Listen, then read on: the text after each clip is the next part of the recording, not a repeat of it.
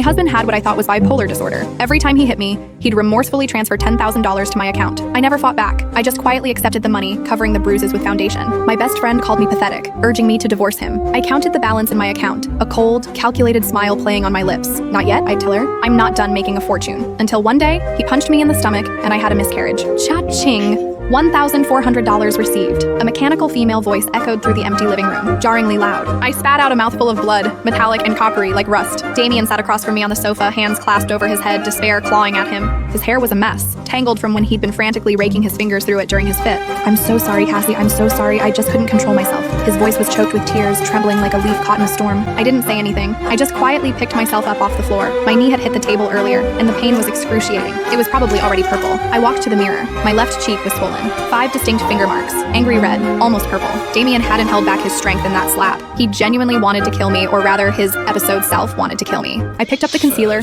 layering it on, coat after coat. The liquid foundation was cold, a stark contrast against the burning wound. The temperature difference jolted me, pulling me back to a grim reality. Damien's heavy footsteps sounded behind me. He wrapped his arms around me from behind, burying his face in the crook of my neck. His tears streamed down, scalding my skin through my shirt, making me flinch. Cassie, hit me back, yell at me, I'm a monster. It's okay. I looked at my reflection in the mirror, my lips curving into a perfectly composed, forgiving, almost saintly smile. I know you're sick. I don't blame you. Damien cried harder, like a child who had done something terribly wrong. He pulled out his phone again. Cha-ching! $1,400 received. With the previous one, that made $20,000. One slap, $20,000. Pretty good deal. My monthly salary was only $2,000, and I had to endure my boss's verbal assaults and demanding clients. Here, taking a beating for a few minutes of pain could earn me 10 months of wages. No matter how I crunched the numbers, it was a profitable trade. Damien was born with a silver spoon. His family owned a chain of factories. Money was just a number to him. To me, it was survival. Damien fell asleep. Assaulting someone was physically draining, especially with his kind of hysterical rage. I covered him with the blanket, looking at his sleeping face, which still held a hint of gloom. When he wasn't having an episode, Damien was actually quite handsome. High cheekbones, a straight nose, and eyes that held a deceptive allure, hinting at profound affection. Who would have thought that beneath that attractive exterior lurked a beast? I closed the bedroom door, walked to the balcony, and lit a cigarette. I wasn't much of a smoker.